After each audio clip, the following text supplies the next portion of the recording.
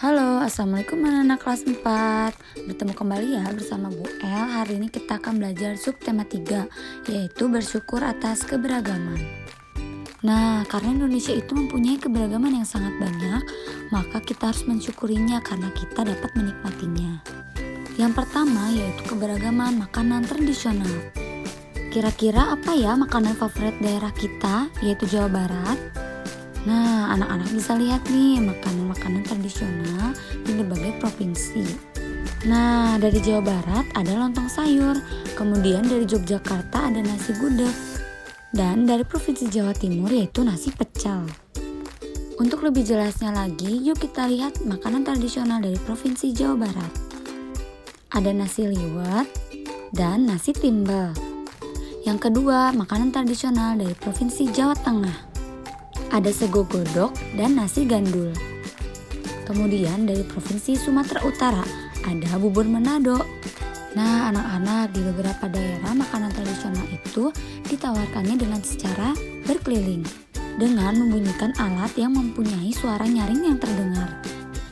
Nah, ternyata dari bunyi tersebut akan ada pemantulan ataupun penyerapan bunyi. Untuk percobaannya bisa langsung dilihat. Nah, jadi bunyi itu dapat dipantulkan ataupun diserap ya anak-anak. Yang pertama yaitu pemantulan bunyi. Pemantulan bunyi ini terjadi pada benda yang permukaannya keras ya, seperti kayu, kaca, besi, ataupun dinding. Sedangkan penyerapan bunyi itu terjadi pada benda yang permukaannya lunak.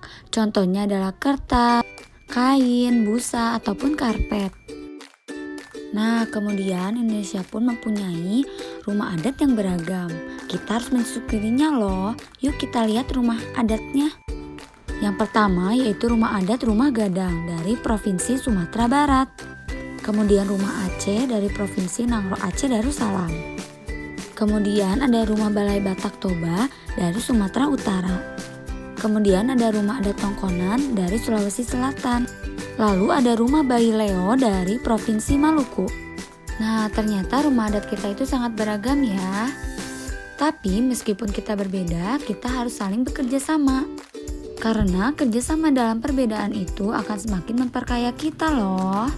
Kemudian ada pun permainan tradisional yang cukup menarik loh, yaitu permainan engklek. Anak-anak bisa mencobanya di rumah ya, bersama keluarga di rumah. Nah, ternyata beberapa permainan tradisional pun membutuhkan teriakan pemainnya. Karena semakin banyak yang berteriak, maka semakin banyak pula suara yang kita dengar. Nah, coba kita bandingkan yuk. Ketika kamu berteriak di lapangan dan ketika kamu berteriak di kamar mandi, apa ya perbedaannya? Ternyata ada macam-macam bunyi pantul. Yang pertama adalah gaung. Nah, gaung terjadi karena bunyi dipantulkan oleh dinding yang jaraknya tidak jauh dari sumber bunyi. Akibatnya bunyi pantul mengganggu bunyi asli sehingga suara yang terdengar tidak jelas. Contohnya yaitu di bioskop ataupun di konser-konser di gedung. Nah, yang kedua yaitu gema.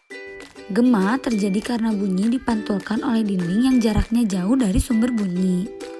Dan gema sering terjadi di gua-gua, lembah-lembah, dan bukit-bukit yang jaraknya jauh serta permukaannya keras dan rapat. Contoh gema yaitu halo, halo, halo, halo. Nah, jadi di akhirnya ada bunyi pantulnya. Nah, bunyi pantul juga dimanfaatkan untuk mengukur kedalaman laut dan mengetahui kedudukan kapal selam. Untuk lebih jelasnya lagi, anak-anak bisa langsung lihat ya perbedaan antara gaung dan gema.